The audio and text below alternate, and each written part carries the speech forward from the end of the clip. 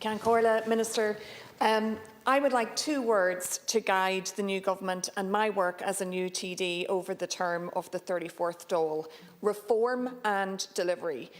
We have much to be optimistic about: full employment, budget surpluses and putting money aside through 2 long-term funds to future-proof growth and investment. But we would be foolish to take this position for granted. Brexit and COVID showed our strength lay in being prepared, united and well-funded, capable of agility in confronting crises and challenges. We need to remember those qualities, and that stability is not a cover for stasis. Over the next 5 years, we have to address the public service and infrastructural deficits that already undermine our standard of living, limit opportunities for our young people and threaten our competitiveness in housing, transport and essential services that we depend on, like education, disability and childcare. In Dublin West, we feel the cost of delay every day. We must tackle deeply set barriers, whether that's systemic, structural or simply bureaucratic, and deliver for families, workers and businesses for Dublin, as per the roadmap and commitments of the programme for government, through reform and delivery. Dublin has its challenges. A lack of childcare, after-school infrastructure and youth services need to become a thing of the past. Not only is it affecting our competitiveness as a city and country, but it's also undermining the progress that we have made in addressing inequality in the workforce and social vulnerability. According to Dublin Chamber, 9 out of 10 businesses reference childcare as a barrier to attracting and retaining staff.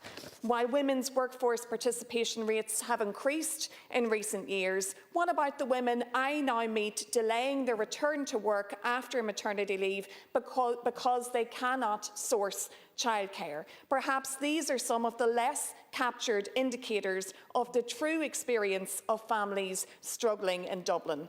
The current childcare model is not delivering to the scale that is required. We have thousands of children under the age of 3 on waiting lists for early years services and families without after-school options in their communities.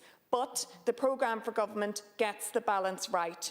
Our local childcare services need to be funded fairly in order to be viable, while parents need affordable fees. We need to review and increase core funding, in particular for the smaller providers, while stepping into state-led provision. Minister, there is a great deal of emphasis in the programme for government about delivering for children with additional needs and disabilities, and this is very welcome. Dublin West has been identified as the most difficult place in the country to secure an appropriate school place, and we worked hard as a community last year for a Dublin 15 task force involving local schools, parents, the Department of Education and the NCSE to be set up to streamline applications and lead out on national reform.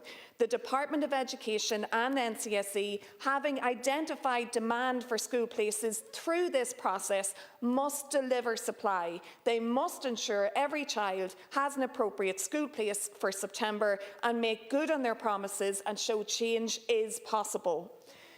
My experiences on both sides of the border have shaped my all-island outlook, and I want more people from places like my home, Dublin West, to share the benefits of all-island cooperation and cohesion. The Good Friday Agreement in its entirety must be implemented. It remains the roadmap for stability, for respect and progress now, just as in 1998.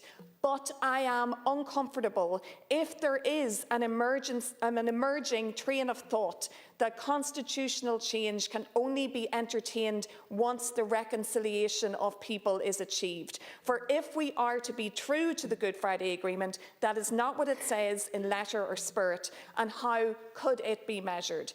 I am part of a generation that wants to contribute to a new vision for the future. My views don't fit into the Border Poll Now camp, nor with anyone who puts a limitation on hope. A new Ireland based on the values of reconciliation and and the values of the Good Friday Agreement is an achievable reality. It doesn't have to be a lofty concept, but we have to work consciously, collectively, proactively towards it to make sure that it works for everyone if you live in Castle Coffey. Deputy Fionn O'Sullivan.